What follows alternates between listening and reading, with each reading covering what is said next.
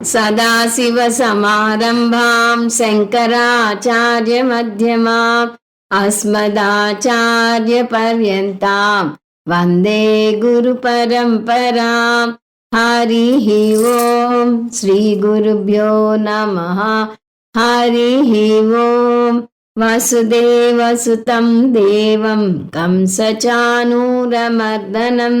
देवकी परमानन्दं కృష్ణం వందే జగద్గురుం. మనం భగవద్గీత 198వ క్లాస్లో ఉన్నాము. అంతకుముందు క్లాస్లో 18వ అధ్యాయంలో 22వ శ్లోకం వరకు ముగించుకున్నాము. ఇప్పుడు 18వ అధ్యాయంలో 21 నుంచి 30 వరకు చాంట్ చేస్తాను. పృథక్త్వేన తు యజ్ఞానం నానాభావాన్ పృథగ్విధాన్ వేత్తి సర్వేషు భూతేషు తజ్ఞానం విద్ధి రాజసం. యత్తు కృష్ణవదేకస్మిన్ కార్యే సక్తమహైతుకం అతద్వార్ధవదల్పం చ తత్తామసముదాహృతం. నియతం సంగరహితం అరాగద్వేషతకృతం అఫలప్రేప్సునా కర్మ యత్తత్ సాత్వికముచ్యతే. యత్తు కామేప్సునా కర్మ సాహంకారేణ వా పునః క్రియతే బహుళాయాసం తద్రాజసం ఉదాహృతం. అనుబంధం క్షయం హింసాం అనవేక్ష్య చ పౌరుషం మోహాదారభ్యతే కర్మ యత్తత్తామసముచ్యతే.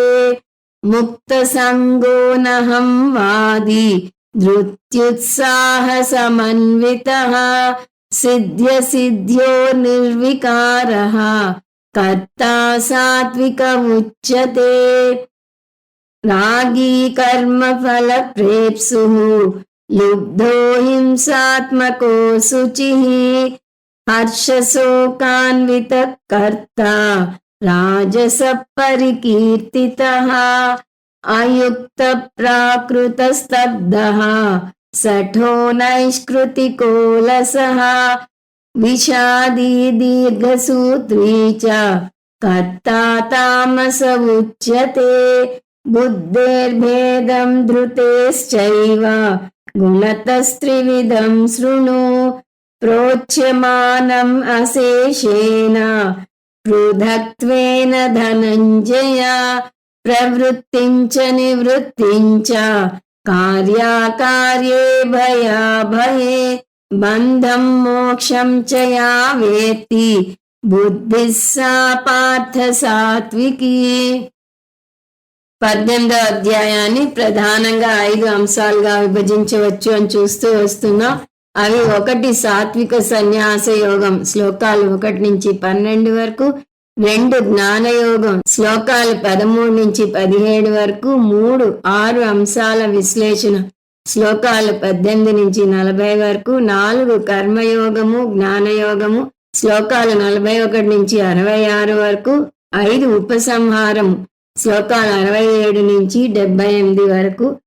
మనం 3వ అంశమైన 6 అంశాల విశ్లేషణలో ఉన్నాము. కృష్ణ పరమాత్మ మనిషి చేసేవి 2 అని చెప్తాడు.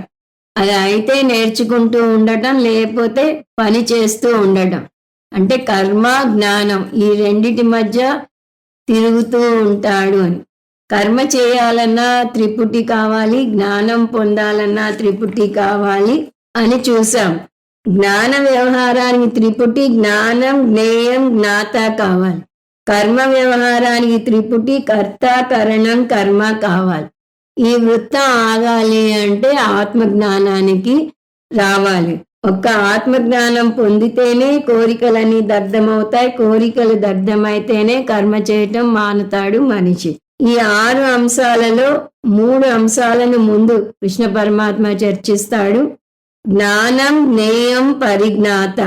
అంటే జ్ఞానం అంటే జ్ఞానమే, జ్ఞేయం అంటే ఆబ్జెక్టు, పరిజ్ఞాత అంటే సబ్జెక్టు. త్రివిధ కర్మ చోదన. ఈ 3 కర్మను ప్రేరేపిస్తాయి. అని చెప్పాడు. ఎందువల్లంటే కర్మ చేయాలంటే దానికి సంబంధించిన జ్ఞానం ఉండాలి. తర్వాత కరణం కర్మ కర్తేతి, కర్మ వ్యవహారం నడపడానికి ఇంకొక త్రిపుటి కావాలి. అవి కర్త, కరణం, కర్మ. కరణం అంటే పరికరం, కర్మ అంటే ఆబ్జెక్టు, కర్త అంటే సబ్జెక్టు. త్రివిధ కర్మ సంగ్రహ, ఈ త్రిపుటి పరిధిలో కర్మ వ్యవహారం జరుగుతుంది అని చెప్పాడు. ఇప్పుడు 3 అంశాలను తీసుకుని వాటిని సాత్విక, రాజసిక, తామసిక గుణాల పరంగా చెప్పాడు. అవి జ్ఞానం, కర్మచ, కర్త. ఇక్కడ కర్మ అంటే క్రియ, జ్ఞానం అంటే జ్ఞానం, కర్మ అంటే క్రియ, కర్త అంటే కర్మ చేసే వ్యక్తి లేదా సబ్జెక్ట్. ఈ మూడుగా చెప్తా. గుణ సంఖ్యానే ప్రోచ్యతే అంటే సాంఖ్య దార్శనికులది తీసుకుని చెప్తాను అని అన్నాడు. ముందుగా మనం 3 రకాల జ్ఞానం చూసాం. అవి శ్లోకాలు 20, 21, 22లో కృష్ణ పరమాత్మ సాత్విక జ్ఞానం నుంచి చెప్పుకొచ్చాడు. 20 శ్లోకం సారాంశం చూస్తే, సాత్విక జ్ఞానంలో విభక్తేషు సర్వభూతేషు ఏకం భావం ఈక్షతే, సమస్త ప్రాణులలోనూ ఒకటే చైతన్యాన్ని చూస్తాడు. ఏకం అంటే ఒకటే చైతన్యం. ఎటువంటి చైతన్యం? అవ్యయం, మార్పు లేనిది, నిర్వికారమైన చైతన్యాన్ని చూస్తాడు. అవిభక్తం, దానికి భాగాలు లేవు. తజ్ఞానం విద్ధి సాత్వికం. ఎవరైతే నేను అవిభక్తమైన చైతన్యాన్ని, నేను ఏకం, నేను నిర్వికారం నేర్చుకుంటారో అతనికి సాత్విక జ్ఞానం ఉంది అని తెలుసుకో అన్నాడు కృష్ణ పరమాత్మ. 21 తామసిక జ్ఞానం గురించి చెప్తున్నాడు. ఏ జ్ఞానం వల్లనైతే పృథగ్విధ నానా భావాన్ వేత్తి, అనేక జీవాత్మలు ఉన్నాయి అని నేర్చుకుంటాడో దాన్ని రాజసిక జ్ఞానం అంటారు. సర్వేషు భూతేషు, ఇతను శరీరాలే కాదు, శరీరాల వెనక ఏదో ఉండి నడిపిస్తోంది, అది శాశ్వతమైనది, అది ప్రయాణం చేస్తుంది అని నేర్చుకుంటాడు. సర్వేషు భూతేషు, అన్ని స్థూల శరీరాల వెనక చూస్తాడు. తజ్ఞానం విద్ధి రాజసం, దాని రాజస జ్ఞానం అని అర్థం చేసుకో అన్నాడు. 22లో తామస జ్ఞానం గురించి చెప్పాడు. ఏ జ్ఞానం అయితే ఏకస్మిన్ కార్యే సక్తం కృష్ణవత్, స్థూల శరీరమే నేను అని నేర్పుతుందో. ఇక్కడ కార్యం అంటే స్థూల శరీరం. కార్యే సక్తమ హైతుకం, వారి మాటలో ఏమీ తర్కం ఉండదు. లౌకిక విషయాల మీద శ్రద్ధ చూపే వారి మాటలు తర్కానికి విరుద్ధంగా ఉంటాయి. అతత్వార్థవత్, అందులో అంతిమ సత్యం కూడా లేదు. అంటే వారి జ్ఞానం పరిపూర్ణ జ్ఞానం కాదు, అల్పంచ. పరిపూర్ణ జ్ఞానం కాదు కాబట్టి అది అల్ప జ్ఞానమే. తత్తామ సముదాహృతం, ఇటువంటి జ్ఞానాన్ని తామస జ్ఞానం అంటారు. మనం కింద నుంచి ఒకసారి చూస్తే మళ్ళీ జ్ఞానం గురించిన సరైన అవగాహన ఉంటుంది. మొదటిది తామసిక జ్ఞానం. నేను శరీరాన్ని, అనేక శరీరాలు ఉన్నాయి అంటాడు. ఇది లౌకిక విద్యల ద్వారా పొందుతాడు. రెండవది రాజసిక జ్ఞానం. నేను మనసును, అనేక జీవాత్మలు ఉన్నాయి అంటాడు. ఇది వేద పూర్వ భాగం నుంచి పొందుతాడు. మూడవది సాత్విక జ్ఞానం పొందుతాడు. నేను ఆత్మను, ఆత్మ ఏకం, నిర్వికారం, అవ్యయం, అవిభక్తం అని నేర్చుకుంటాడు. ఇది అంతిమ జ్ఞానం. ఇది వేద అంతభాగం నుంచి నేర్చుకుంటాడు. ఇంతవరకు ముందు క్లాసులో చూసాము. ఇప్పుడు 3 రకాల కర్మను శ్లోకాలు 23 నుంచి 25 వరకు చూడబోతున్నాము. ముందు 23 చదువుతాను. నియతం సంగరహితం అరాగద్వేషతకృతం అఫల ప్రేప్సునా కర్మ యత్తత్ సాత్వికముచ్యతే. సాత్విక కర్మ నుంచి కిందికి వస్తున్నాడు కృష్ణ పరమాత్మ. వరుసగా 3 రకాల కర్మను చూడబోతున్నా. అవి సాత్విక కర్మ, రాజసిక కర్మ, తామసిక కర్మ. కర్మ అంటే 2 అర్థాలు వస్తాయి. ఆబ్జెక్ట్ అని వస్తుంది, క్రియ అని వస్తుంది. కానీ ఇక్కడ 3 రకాల కర్మలో కర్మ అంటే క్రియ అని మర్చిపోకూడదు. తెలుగులో కర్త, కర్మ, క్రియ అని నేర్చుకుంటాం. అప్పుడు కర్త అంటే సబ్జెక్టు, కర్మ అంటే ఆబ్జెక్టు, క్రియ అంటే వెర్బ్ అవుతుంది. ఇప్పుడు కర్మ అంటే వర్బు కింద తీసుకోవాలి, చేసే పని. ఈ శ్లోకంలో సాత్విక కర్మ నిర్వచిస్తున్నాడు కృష్ణ పరమాత్మ. నియతం కర్మ సాత్వికం. అంత ముందు కూడా మనం చూసాం, సాత్విక గుణం ఉన్న వ్యక్తి ఏ కర్మలు చేస్తాడు అంటే నియత కర్మలను చేస్తాడు, కానీ ఫలాన్ని త్యజిస్తాడు అని చూసాము. ఇక్కడ కర్మ పరంగా చెప్తున్నాడు కాబట్టి ఇతను ఏ కర్మ చేస్తాడు అంటే నియత కర్మలను చేస్తాడు. నియత కర్మ అంటే శృతి ప్రత్యేకించి విధించిన కర్మలు. ఈ కర్మలు ఆధ్యాత్మిక ఉన్నతి కలగటానికి, ఆంతర పరిణితి రావటానికి, విలువలు పెంపొందించుకోవటానికి ఏర్పాటు చేసింది శృతి. 16వ అధ్యాయంలో విలువలకు విలువనిచ్చి దైవీ సంపత్తిని పెంపొందించుకున్న వ్యక్తిలోనే ఆత్మజ్ఞానం కలుగుతుందని చూసాం. ఒక మామూలు వ్యవసాయం విషయం తీసుకుంటేనే కొన్ని పంటలు కొన్ని నేలల్లోనే పండుతాయి. ఉదాహరణకి కాఫీ, టీ తోటలను మెడ్రాస్లో పెంచలేరు, దానికి వేరే నేల కావాలి. అంటే కొన్ని కొండ ప్రాంతాల్లోనే పెరుగుతాయి, కొన్ని వేడి ప్రాంతాల్లోనే పెరుగుతాయి. దాని తగ్గట్టుగా పంటలను వేస్తారు రైతులు. అంటే పంట పండాలంటే సారవంతమైన నేల కావాలి. మనసు అనే నేల సారవంతంగా ఉంటేనే ఆత్మజ్ఞానం పొందగలుగుతాం. ఆత్మజ్ఞానానికి మలినరహితమైన మనస్సు కావాలి. అది దైవీ సంపత్తి ఉన్న వారిలో ఉంటుంది. శాస్త్రం విధించిన ఈ నియత కర్మలకు అనేక పేర్లున్నాయి. నిష్కామ కర్మలు అని, విహిత కర్మలు అని, చోదక కర్మలు అని అంటారు. ఇంకా నిత్య నైమిత్తిక కర్మలు అని కూడా అంటారు. చోదకం అంటే శుద్ధి చేసే కర్మ అని అర్థం. అవి లౌకిక ఫలాలను ఇవ్వము, కానీ ప్రత్యేకించి ఆంతర ఎదుగుదలకు తోడ్పడతాయి. వీటిని సాత్విక కర్మలు అంటారు. శాస్త్రం ఇలా ఆంతర ఎదుగుదలకే కాక లౌకిక విజయాలకు కూడా అనేక కర్మలను నిర్దేశిస్తుంది. తైత్రీయోపనిషత్తులో ఆవహంతి హోమం ఉంటుంది. అందులో ఆ హోమం చేస్తే అనేకం వస్తాయి, ధనం, పశు సంపద అన్నీ వస్తాయి. అవి కూడా వెంటనే రావాలి, ఎక్కువ కాలం ఉండాలి అని ప్రార్థన చేస్తాడు అక్కడ యజమాని. అలా 2 రకాల కర్మలు ఉన్నాయి శృతిలో. కానీ ఇప్పుడు సాత్విక కర్మ గురించి మాట్లాడుతున్నాం కాబట్టి కృష్ణ పరమాత్మ నియత కర్మలను పేర్కొంటున్నాడు. నియత కర్మలు అంటే భగవద్గీతలోనే 3వ అధ్యాయంలో చూసాం. ఇంకో విధంగా చెప్పాలంటే వీటిని పంచమహాయజ్ఞాలు అని కూడా అంటారు. పంచమహాయజ్ఞాలు ఇతరుల మేలు కోరి చేసే కర్మలు. మన జీవితం సమాజానికి మేలు చేసేదిగా ఉందా, హాని కలగజేసేదిగా ఉందా అంటే మనం చేసే కర్మలను బట్టి నిశ్చయించవచ్చు. పంచమహాయజ్ఞాలు చేస్తే అవి సమాజానికి మేలు చేసే యజ్ఞాలు అవుతాయి, మనసుని శుద్ధి చేస్తాయి. అందువలనే వీటిని నియత కర్మలు అన్నారు. సంఘరహితం. ఈ అధ్యాయంలోనే సాత్విక సన్యాసం గురించి చెప్పినప్పుడు కృష్ణ పరమాత్మ ఏమన్నాడో చూద్దాం. కార్యమిత్యేవ యత్ కర్మ నియతం క్రియతే అర్జున సంగం త్యక్త్వా ఫలం చైవ సత్యాగ సాత్వికో మతః. అంటే ఓ అర్జున, సాత్విక సన్యాసాన్ని ఈ విధంగా చేస్తే అంటారు అంటాడు. ఏమిటది? నియత కర్మలు చేసి తీరాలి, కానీ సంగం త్యక్త్వా ఫలం చైవ అంటే ఆ కర్మలతో బంధాన్ని పెంచుకోకుండా చేయాలి. అలాగే దాని వల్ల వచ్చే కర్మ ఫలాన్ని కూడా ఆశించకుండా చేయాలి. అప్పుడు అది సాత్విక త్యాగం అవుతుంది అన్నాడు. ఇంచుమించు అదే భావాన్ని ఇక్కడ సాత్విక కర్మ పరంగా చూస్తున్నాం. సో సంఘరహితం అంటున్నాడు ఇక్కడ. ఇంకొక సాత్విక కర్మకు ఇంకొక నిబంధన సంఘరహితం. అంటే నియత కర్మలు చేయాలి, కానీ వాటి మీద బంధం పెంచుకోకూడదు. అంటే నేను చేస్తున్నాను అనే కర్తృత్వ భావన ఉండకూడదు. ఒక సాధకుడు సాత్విక కర్మలే చేసినా, అవి ఇతరులకు మేలు చేసేవే అయినా, ఉన్నత కర్మలే అయినా, దేశ సేవ చేసే కర్మలే అయినా కూడా కర్మ లక్ష్యంగా పెట్టుకోకూడదు, మార్గం మాత్రమే అని గుర్తుంచుకోవాలి.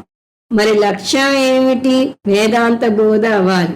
కర్మ చేసి చిత్తశుద్ధి పొంది వేదాంత జ్ఞానానికి రావాలి అనే విషయాన్ని గుర్తుంచుకోవాలి. ఆ విషయాన్ని అతను మర్చిపోతే వేదాంత బోధకి రాలేడు. సమాజ సేవ చేయటం మంచిదే, అతని చిత్తశుద్ధిని కలిగిస్తుంది. కానీ అక్కడే ఆగిపోతే మనిషిగా పుట్టినందుకు తన అంతిమ లక్ష్యాన్ని చేరుకోలేడు. అంతిమ లక్ష్యం ఏమిటి? స్వస్వరూపాన్ని తెలుసుకోవటం. అది ఎలా తెలుసుకుంటాడు? వేదాంత శ్రవణ మనన నిధిధ్యాసనలు చేస్తేనే తెలుసుకోగలడు. అందువల్ల ఈ కర్మయోగం చేస్తూ ఉండగానే తప్పనిసరిగా వారానికి ఒకసారి వేదాంత బోధకు వెళ్ళాలి. కర్మయోగం పూర్తి చేసి వెళ్తాను అంటే రెండిటికీ అవ్వదు.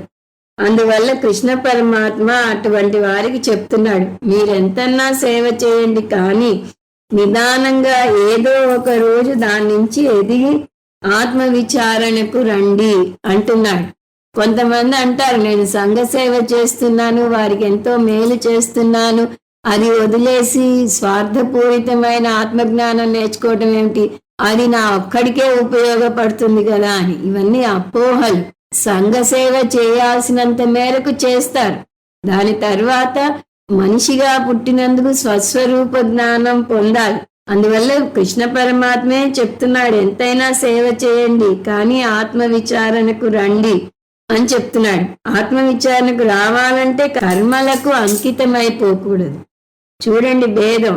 కర్మలను అంకిత భావంతో చేయాలి, కానీ కర్మకు మీరు అంకితమైపోకూడదు. ఈ రెంటికి మధ్య సూక్ష్మ భేదం ఉంది. అంటే కర్మ చేయాలి, చిత్తశుద్ధి పొందాలి, దాని నుంచి వేదాంత శ్రవణానికి రావాలి. అలా చేయాలి అంటే కర్మ చేసినంత సేపు శ్రద్ధగా చేయాలి, కానీ నేను చేస్తున్నాను అనే మమకారం కర్మ మీద పెట్టుకోకూడదు. అంటే సంఘరహితంగా ఉండాలి అంటున్నాడు కృష్ణ పరమాత్మ. కానీ దురదృష్టకరమైన విషయం ఏమిటంటే చాలా మంది జ్ఞానయోగానికి రాకుండానే వారి తనువు చాలిస్తారు. అటువంటి వారిని హెచ్చరిస్తున్నాడు కృష్ణ పరమాత్మ. అరాగద్వేషత కృతం. ఈ సాత్విక కర్మలను ఎలా చేయాలి? రాగద్వేషాలు లేకుండా చేయాలి. సాత్విక సన్యాసం అంటే కర్మయోగం అని ఈ అధ్యాయంలోనే చూసాం. కర్మయోగానికి రాగద్వేషాలు ఉండకూడదు అని కూడా చేసాం. అతను ఈశ్వరార్పణ బుద్ధితో కర్మ చేస్తాడు, ఈశ్వర ప్రసాద బుద్ధితో ఫలాన్ని స్వీకరిస్తాడు. కాబట్టి ఈ కర్మ నాకు ఇష్టం, ఈ కర్మ ఇష్టం అనే ముద్రలు వాటికి వేయడు. 10వ శ్లోకంలో చూసాం, అదొకసారి మళ్ళీ చూద్దాం. నద్వేష్ట కుశలం కర్మ కుశలేనానుషజ్జతే. అంటే ఇది నాకు ఇష్టం లేని కర్మ అని దాన్ని ద్వేషించడు. అంటే ఇష్టమైన కర్మని ప్రేమిస్తాడా అంటే ఇష్టమైన కర్మ అని కూడా అనడు. అంటే ఏ కర్మ చేయాల్సి వచ్చినా దాన్ని తన కర్తవ్యంగా భావించి చేస్తాడే కానీ వాటికి ఇష్టం అయిష్టం అనే స్టాంపులు వేయడు. తను చేయాల్సిన బాధ్యతగా శ్రద్ధగా దాన్ని చేస్తాడు. అందువల్ల అరాగద్వేషత కృతం. రాగద్వేషాలు లేకుండా సాత్విక కర్మ చేయాలి అంటున్నాడు కృష్ణ పరమాత్మ. రాగద్వేషాలు లేకుండా అంటే ఇష్టం అయిష్టం అనే కాదు, అసలు లౌకిక ఉద్దేశం ఆశించకుండా చేయాలి అని అర్థం. బాహ్య ప్రపంచాన్ని మార్చటానికి చేసేవిగా ఉండకూడదు మీ కర్మలు. సాత్విక కర్మకు రాజసిక కర్మకు మధ్య సూక్ష్మ భేదం ఉంది.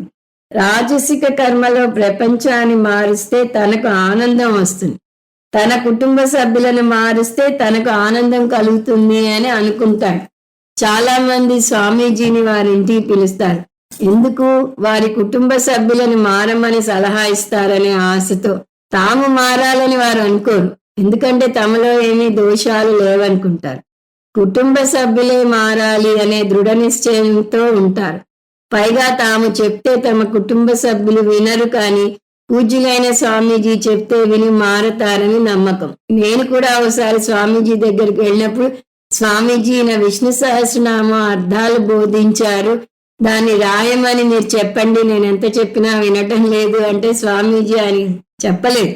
అమ్మ ఒక్కొక్కళ్ళకి ఒక్కటి ఉంటుంది, నీకు రాయటం అలవాటు ఉంది, నువ్వు రాస్తావు, ఆయనకు అలవాటు లేదు, ఎందుకు ఆయన్ని రాయమని పూరు పెడతావు అన్నారు. అలా స్వామీజీ ఎవరిని మారమని సలహా ఇవ్వరు. ఎందువల్లనంటే ప్రపంచాన్ని మార్చాలనుకోవటం అర్థం లేని పని. మనని మనమే మార్చుకోవాలి. అంటే నేను రాయగలను, నాకు ఇంట్రెస్ట్ ఉంది, ఆయనకి ఇంట్రెస్ట్ లేదు, ఆయన్ని కోరకూడదు అనే విషయం నేను గ్రహించాలి అని కూడా స్వామీజీ నాకు నేర్పించారు.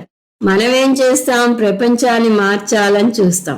ఇది ఒక పెద్ద దోషం. రాగద్వేషాలతో కూడిన కర్మను రాజసిక కర్మ అంటారు. రాజసిక కర్మలో ఉన్న ప్రాథమిక అపోహ తన చుట్టూ ఉన్నవారు మారితే తన పరిస్థితి మెరుగుపడుతుంది అని అనుకోవటం. సాత్విక కర్మ అలా కాదు. దాని ప్రాథమిక సిద్ధాంతం నీ ఆనందం నిన్ను నువ్వు మార్చుకోవడంలో లభిస్తుంది. మనకి పర్సనాలిటీ డెవలప్మెంట్ బుక్స్ లో కూడా వస్తుంది. ఒక జిగ్సా పజిల్ క్లియర్ చేయాలంటే ముందు మధ్యలో ఒక మెయిన్ ముక్క పెట్టాలి, అప్పుడు తక్కినవన్నీ ఆటోమేటిక్ గా వస్తాయి. ఆ విధంగా మనం ఏం చేస్తాం? మనం ఒక మెయిన్ భావన పెట్టేసుకుంటాం. మనుషులు ఇలా ఉండాలి, నాకు తగ్గట్టుగా వినాలి, నేను బయటికి రమ్మంటే రావాలి, ఈ విషయాలు వినాలి అని కొన్ని మనం ఒక గిరి గీసుకుని పెట్టుకుంటాం. అందరూ అలాగే ఉండాలి అని అనుకుంటాం. కానీ వారి ఆలోచనలు ఎలా ఉంటాయి, వారి పద్ధతులు ఎలా ఉంటాయి అని మనం కొంచెం కూడా ఆలోచించం. అందువల్ల సాత్విక కర్మ పాటిస్తే మనకి ఈ మార్పు మనకు తెలియకుండానే వస్తుంది. సాత్విక కర్మ ప్రాథమిక సిద్ధాంతం నీ ఆనందం నిన్ను నువ్వు మార్చుకోవడంలో లభిస్తుంది. నా స్వభావం ఇది అయితే వారి స్వభావం అది అని అర్థం చేసుకుంటే చాలు. ఎవరికి వారు తమ ఆలోచనలను, తమ జ్ఞానాన్ని, తమ గురించిన దృక్పథాన్ని, ప్రపంచాన్ని గురించిన దృక్పథాన్ని మార్చుకోవాలి. నిజానికి వారు ప్రపంచాన్ని మార్చడానికి ప్రయత్నిస్తుంటే వారిని మార్చడానికి ప్రపంచం ప్రయత్నిస్తుంది. మీరు ఎదుటి వారిని మార్చాలనుకున్నట్టే వారు మిమ్మల్ని మార్చాలని ప్రయత్నిస్తారు కదా.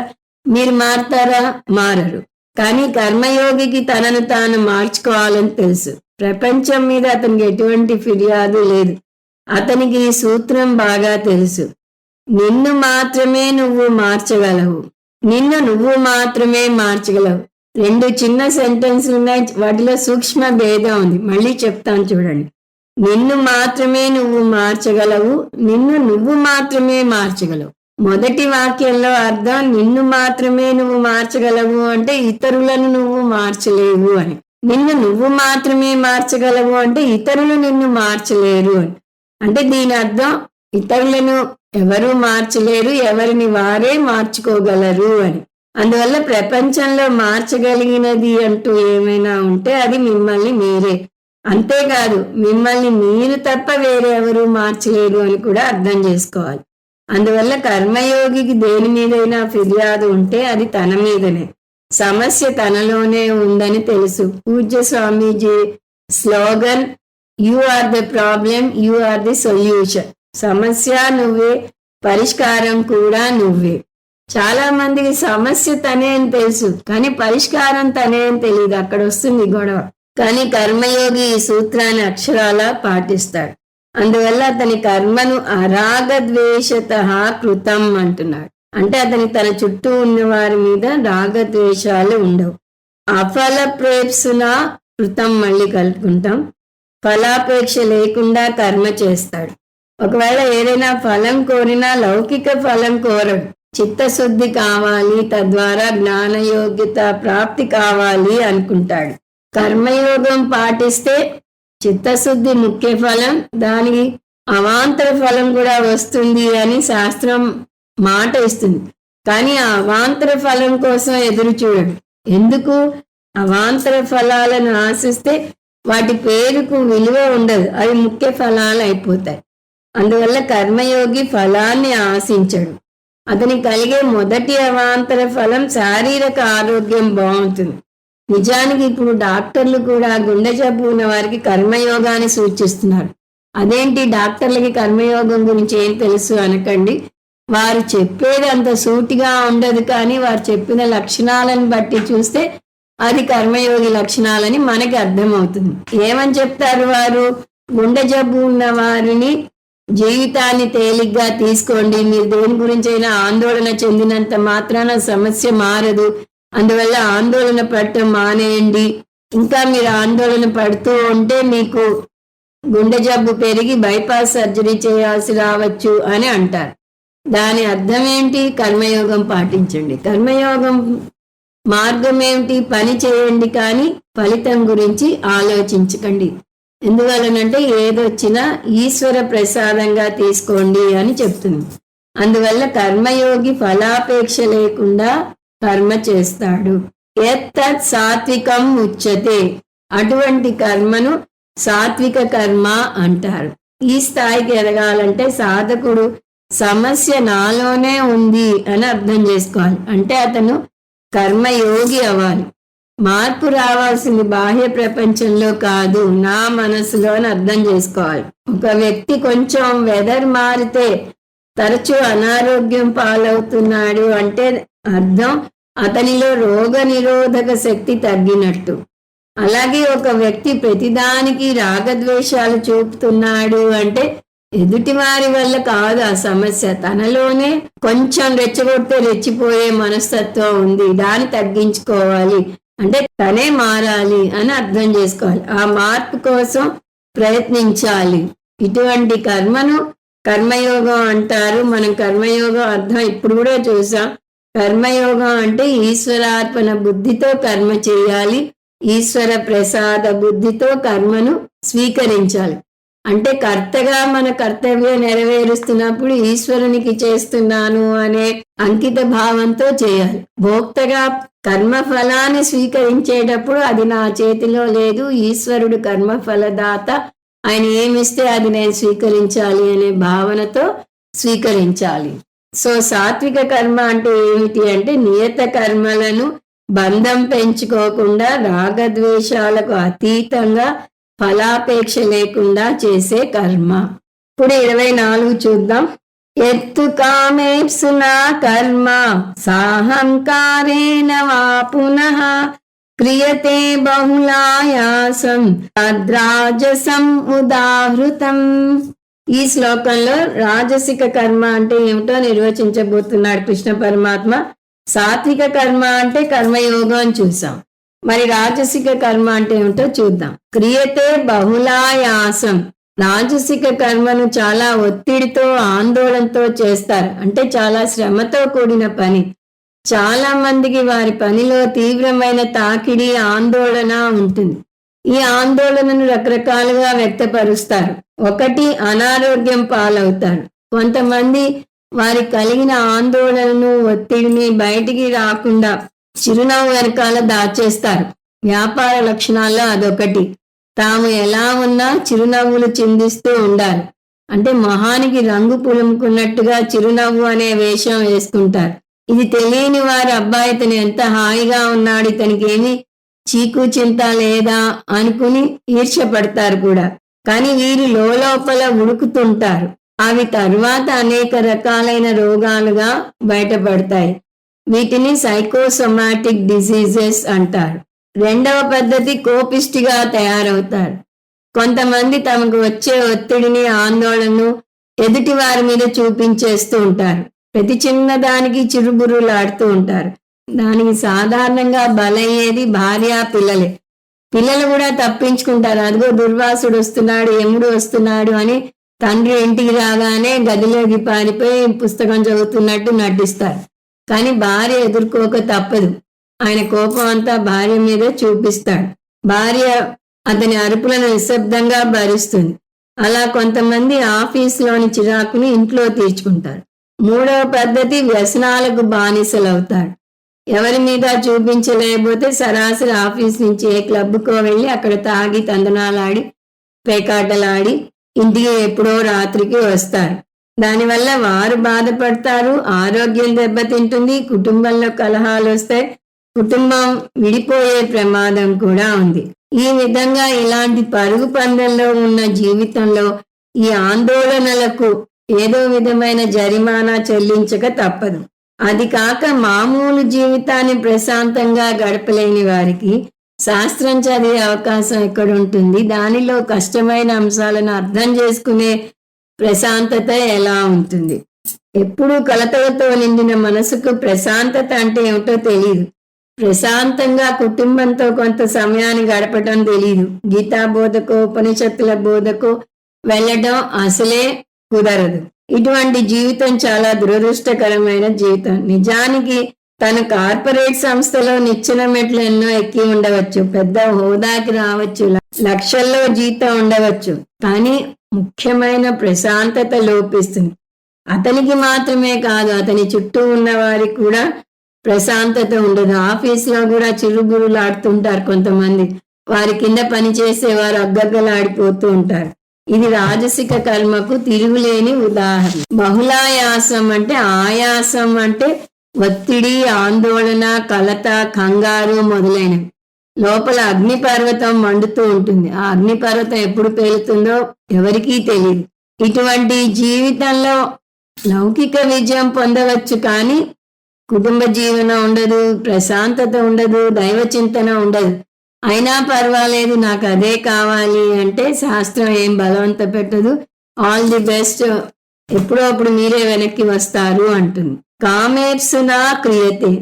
ఈ కర్మలతను లౌకిక విజయాలను ఆశించే చేస్తాడు. పేరు ప్రతిష్టలు, హోదా, ఆస్తి, అంతస్తు వీటి కోసం తాపత్రయపడతాడు. ఒకవేళ అతనికి లేకపోయినా ఇంట్లో భార్య అతన్ని సతాయిస్తూ ఉంటుంది. తమ్ముడిని చూసి బుద్ధి తెచ్చుకో, అతనికి 2 కార్లు ఉన్నాయి, 2 ఇళ్ళు ఉన్నాయి, అది కూడా ఇక్కడ ఒకటి కొడైకెనాల్లో ఒకటి ఉంది, మనకేమో పాత డొక్కు కారు ఉంది అని సతాయిస్తుంది. అందువల్ల మీరు కూడా ఈ పరుగు పందెంలో పాల్గొనక తప్పదు. కామేప్సున అంటే కోరికలతో. మనిషికి ఉన్న ప్రాథమిక అపోహ ఎంత ఎక్కువ హోదా, ధనం, పేరు ఉంటే అంత ఎక్కువ ప్రశాంతత ఉంటుంది అనుకోవటం. శాంతికి వస్తువులకి మధ్య ఎటువంటి సంబంధం లేదు అని చెప్పడానికి అనేక ఉదాహరణలను చూపవచ్చు. ఐశ్వర్యంలో తులతూగుతూ కొంచెం కూడా మనశ్శాంతి లేని వారు బోలెడు మంది ఉన్నారు. అలాగే దారిద్ర్యంలో మునిగి తేలుతున్న ప్రశాంతంగా జీవిస్తున్న వారు మరికొందరు ఉన్నారు. కుచేలుడు రెండవ దానికి ఉదాహరణ. అతనికి ఏమీ లేదు, రెండవ దుస్తులు కూడా లేవు. కుచేలుడు అంటే మారు దుస్తులు కూడా లేని వ్యక్తి. అతనికి డిజైనర్ డ్రెస్సులు అసలే లేవు, కానీ తను ఎన్నడూ దరిద్రంలో ఉన్నాడని బాధపడలేదు.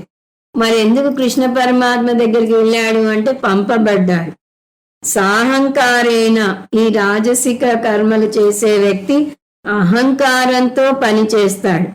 అతను పెద్ద హోదాలో ఉండటంలో దానికి చాలా విలువనిస్తాడు. అతను ఎక్కడికి వెళ్ళినా అందరూ తనకి నీరాజనాలు ఇవ్వాలి అనుకుంటాడు. అంటే ఈ బాహ్యాడంబరాలకే అతను ప్రాముఖ్యతనిస్తాడు.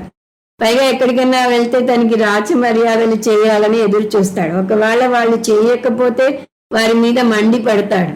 ఒక ఆధ్యాత్మిక ప్రసంగానికి వెళ్ళినా కూడా అక్కడ తనకి పెద్ద పీట వేయకపోతే ఆ పిలిచిన వారిని 3 చెరువుల నీళ్లు తాగిస్తాడు. నిజానికి అటువంటి ఆధ్యాత్మిక ప్రసంగాన్ని వినగలిగితే అది మొదటి వరుసలో కూర్చున్నా 3వ వరుసలో కూర్చున్నా ఏమీ భేదం ఉండదు. కానీ అతను మాత్రం ఊరుకోడు. మీ వరుస ఏమీ బాగాలేదంటూ కడిగి పారేస్తాడు. అంతా దంభం, అహంకారం యొక్క చిహ్నాలు అవి. తత్ రాజసం ఉదాహృతం.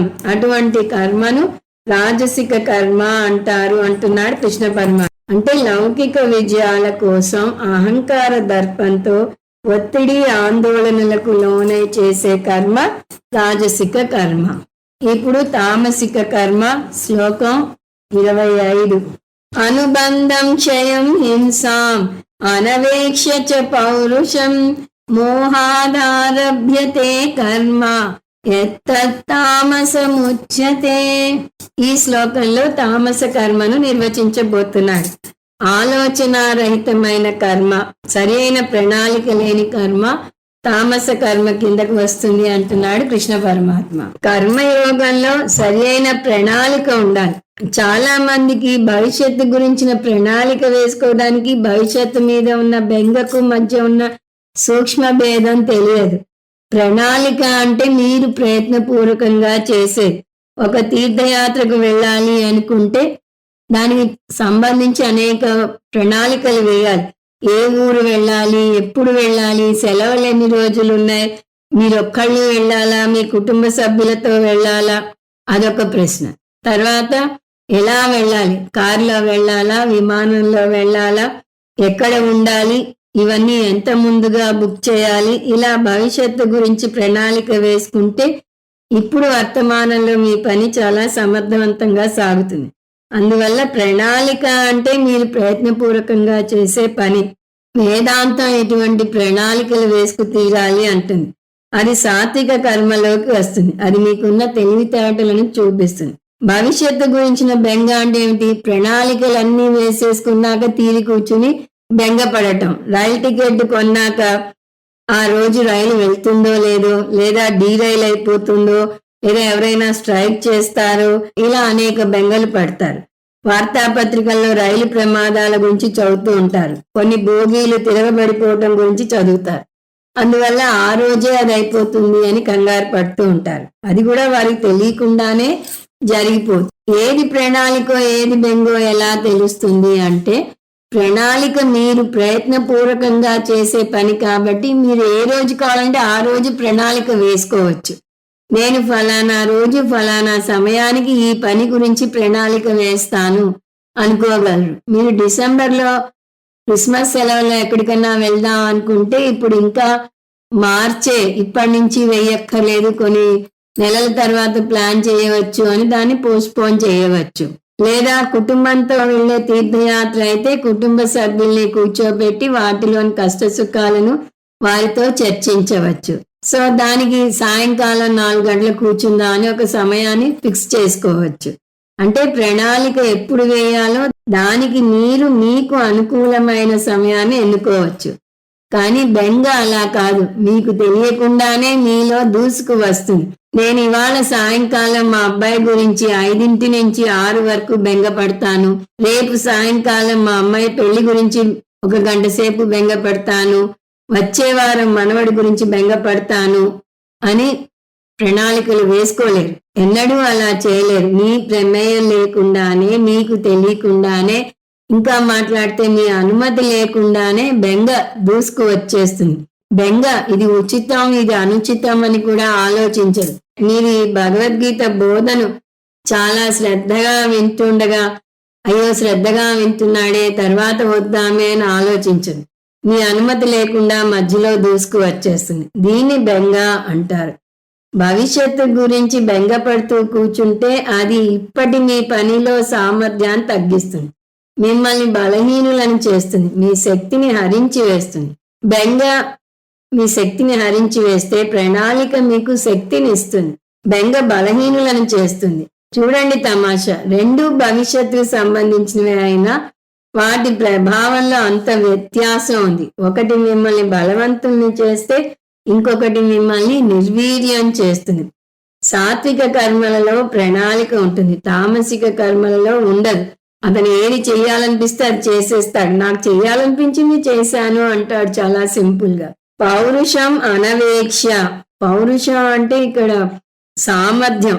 ఈ సామర్థ్యం శారీరక బలం కావచ్చు, ఆర్థిక స్తోమత కావచ్చు, వ్యక్తిగత సమర్థత కావచ్చు, బుద్ధి బలం కావచ్చు.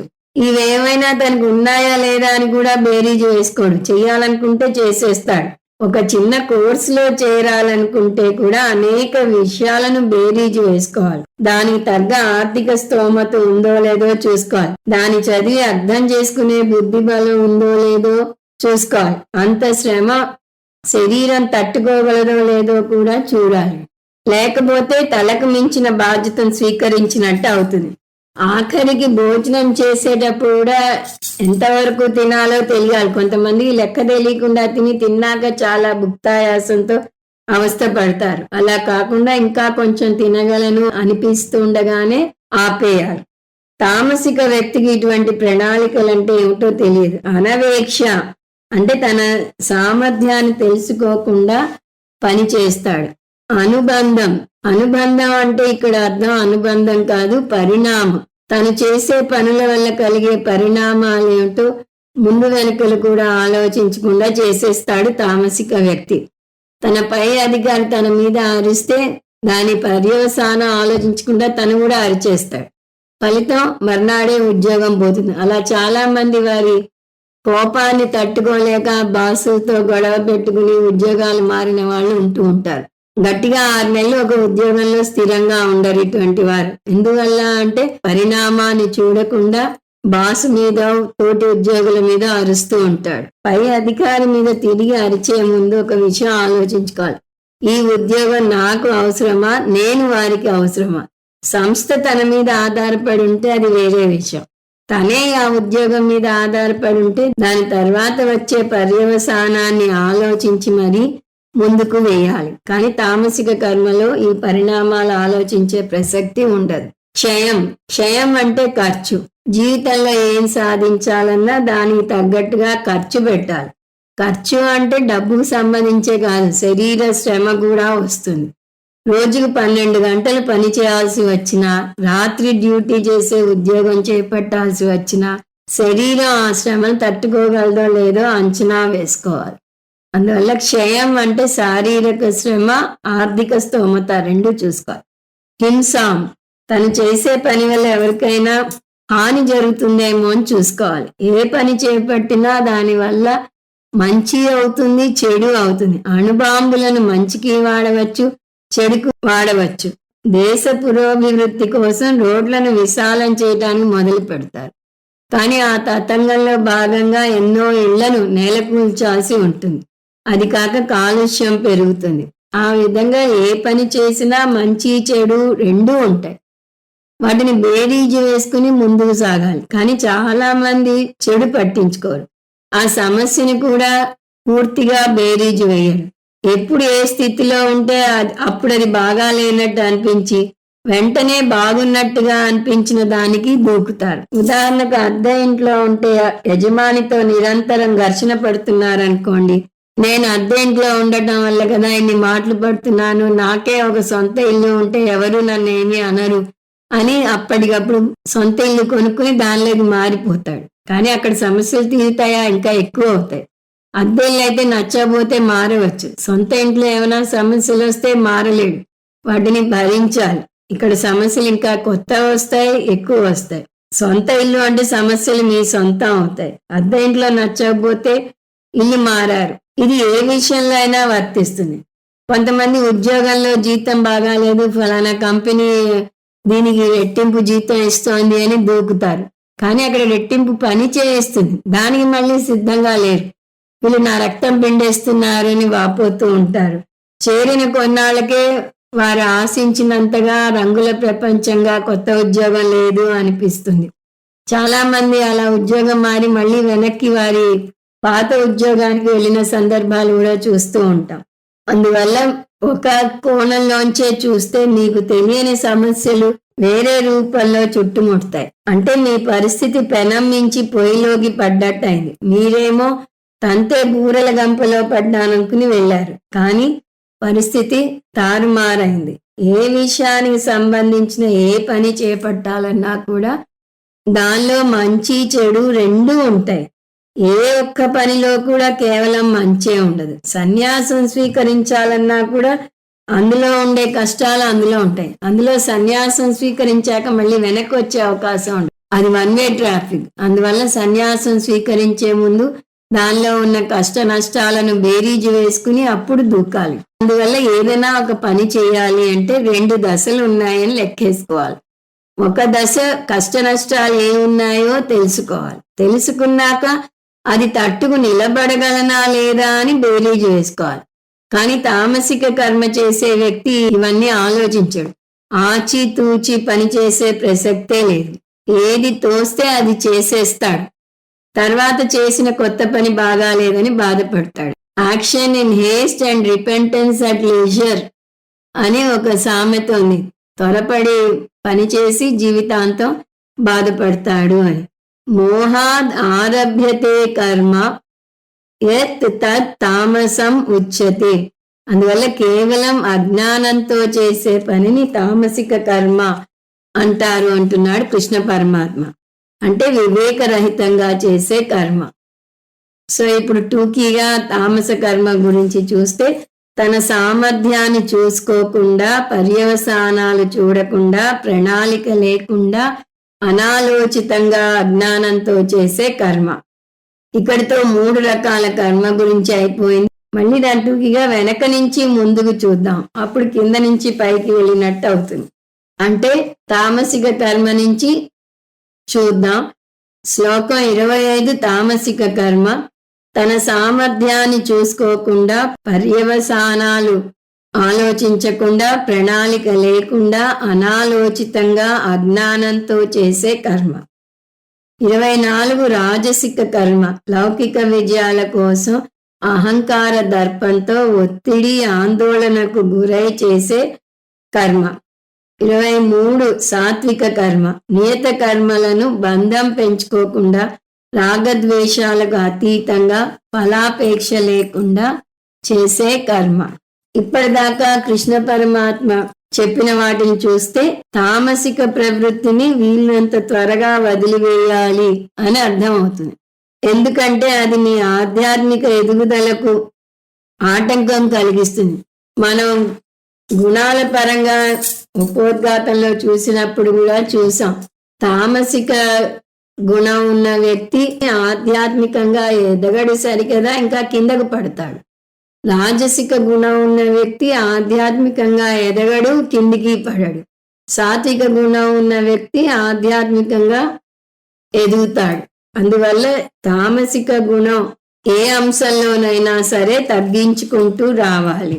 ఆధ్యాత్మిక మీద మక్కువ ఉంటే మీకు అటువంటి ప్రవృత్తి గనక ఉంటే దాన్ని వదులుకోవటం మంచిది. ఇప్పటి వరకు తామస జ్ఞానం, తామస కర్మ గురించి చెప్పాడు కృష్ణ పరమాత్మ. ముందు ముందు తామస కర్తృత్వం, తామస బుద్ధి, తామస ధృతి, తామస సుఖాల గురించి కూడా చెప్తాడు. ఏదైనా సరే తామసం అయితే దాన్ని వదులుకోవాలి. ఒక విషయం గుర్తుంచుకోండి, మీరు భగవద్గీత బోధ వింటున్నారు, 18వ అధ్యాయం దాకా వచ్చారు అంటేనే మీకు ఆధ్యాత్మిక సాధన మీద శ్రద్ధ ఏర్పడింది అని అర్థం. ఆ శ్రద్ధ లేకపోతే ఇంత చివరి అధ్యాయం దాకా రానే రారు. అంతేకాదు ఇంకొక విషయం కూడా గుర్తుంచుకోవాలి, భగవద్గీతను మోక్ష శాస్త్రం అంటారు. భగవద్గీతను మోక్ష శాస్త్రం అని ఇప్పుడు కాదు, ఉపోద్ఘాతంలోనే శంకరాచార్యుల వారు స్పష్టం చేశారు. ఎందుకు? అర్జునుడు మొదటి 2 అధ్యాయాల్లో తనకు ఎన్ని లౌకిక విజయాలు కలిగినా మనసు ప్రశాంతంగా లేదు అన్నాడు. అంతేకాదు ఎవరైనా విజయాలు సాధించి స్వర్గలోకాలకు వెళ్ళాలని కోరుకుంటాడు. కానీ అర్జునుడు ఏమన్నాడు? తాను యుద్ధ భూమిలో తన వారిని హరించి స్వర్గానికి వెళ్ళినా అక్కడ స్వర్గ సుఖాలను అనుభవించలేను అని చెప్పాడు. దీన్ని బట్టి గీతాబోధ వినే ప్రతి వ్యక్తికి లౌకిక విజయాల పరిమితి అర్థమయ్యే ఉంటుంది. అందువల్ల గీతాబోధంతా మోక్షాన్ని దృష్టిలో పెట్టుకుని సాగుతుంది. మోక్షం మీ అంతిమ లక్ష్యం అయితే మిమ్మల్ని ఆధ్యాత్మికంగా ఎదగనీయకుండా కిందికి లాగే ప్రవృత్తిని వెంటనే మానుకోవాలి. అది తామసిక ప్రవృత్తి. ఈ తామసిక ప్రవృత్తి వల్ల లౌకిక విజయాలు కలిగితే కలగవచ్చు, కానీ అవి ఆధ్యాత్మిక ఎదుగుదలకు సహకరించవు కదా, మిమ్మల్ని ఇంకా కిందికి లాగే ప్రమాదం. అటువంటి ప్రవృత్తిని తామసిక ప్రవృత్తి అంటారు. కాబట్టి తామసిక ప్రవృత్తికి సంబంధించింది ఏదైనా సరే, ముందు అధ్యాయంలో చెప్పిన ఆహారం అయినా, ఈ అధ్యాయంలో ఇప్పుడు చూసిన కర్మ అయినా, ఇక ముందు చెప్పబోయే ధృతి, బుద్ధి, సుఖం అయినా, ఏదైనా సరే అవి మిమ్మల్ని కిందికి లాగుతాయి. రాజసిక ప్రవృత్తి విషయం తీసుకుంటే అది తామసిక ప్రవృత్తి కన్నా కొంతలో కొంత మేలు, కానీ సాత్విక ప్రవృత్తి అంతా గొప్పది కాదు. రాజసిక ప్రవృత్తి ఉన్న వ్యక్తి నెమ్మదిగా రాజసిక ప్రవృత్తి నుంచి కూడా పైకి ఎదగాలి. వెంటనే వదిలివేయని అవసరం లేదు, వెంటనే వదిలివేయలేరు కూడాను. ఆ మాటకొస్తే వెంటనే వదిలివేయాల్సిన అవసరం లేదు. ఎందుకు? రాజసిక కర్మలో ఉండే అదృష్టం ఏమిటంటే మిమ్మల్ని తామసిక కర్మలాగా కిందికి లాగదు, ఎక్కడున్న వారిని అక్కడే ఉంచుతుంది. అంతే, గుడ్డిలో మెల్ల, పైకి తీసుకెళ్లదు, కిందికి లాగదు.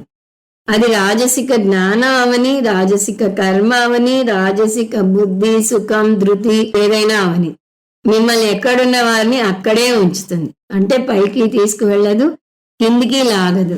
రాజసిక ప్రవృత్తి కిందికి లాగదు కాబట్టి నెమ్మదిగా దాని నుంచి సాత్విక ప్రవృత్తికి ఎదగవచ్చు మీరు.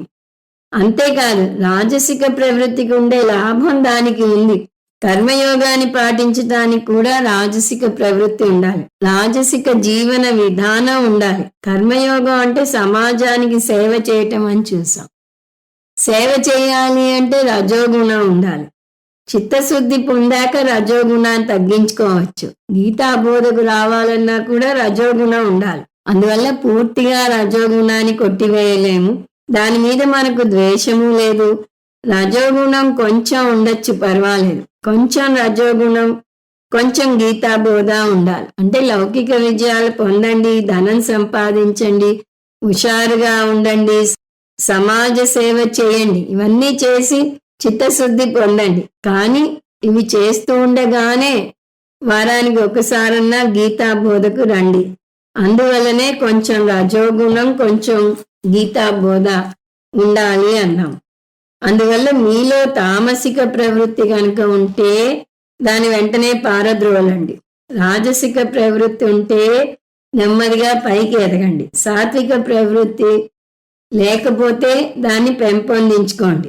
సాత్విక జ్ఞానం, సాత్విక కర్మ, సాత్విక బుద్ధి, సాత్విక ధృతి, సాత్విక సుఖం మంచివి.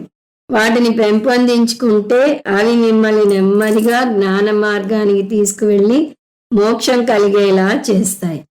కృష్ణ పరమాత్మ ఈ శ్లోకాల్లో 6 అంశాలను చర్చిస్తున్నాడు. అవి జ్ఞానం, కర్మ, కర్త, బుద్ధి, ధృతి, సుఖం. అన్నింటినీ మళ్ళీ 3 వేసి తెగలుగా విభజించుకుంటూ వస్తున్నాడు. అవి సాత్విక, రాజసిక, తామసిక ప్రవృత్తులు. వీటన్నింటిలోనూ అలా చెప్పటంలోని అంతర్లీనమైన సందేశాన్ని మీ మనసులో గుర్తుంచుకోవాలి. ఏ అంశమైనా సరే మీరు పాటించేది సాత్వికంగా ఉండాలి. ఒకవేళ తామసిక ప్రవృత్తిలో ఉంటే దాన్ని వెంటనే వదులుకోవాలి. రాజసిక ప్రవృత్తిలో ఉంటే నెమ్మదిగా దాని నుంచి సాత్విక ప్రవృత్తికి రావాలి. సాత్విక ప్రవృత్తి ఉంటే దానిలోనే నిలబడాలి, కిందికి పడిపోకుండా. ఈ నేపథ్యంతో తక్కిన శ్లోకాల్లో ఉన్న తక్కిన అంశాలను చూద్దాం. 6 అంశాల్లో ఇప్పటికి మనం 2 చూసాం. అవి జ్ఞానం, కర్మ.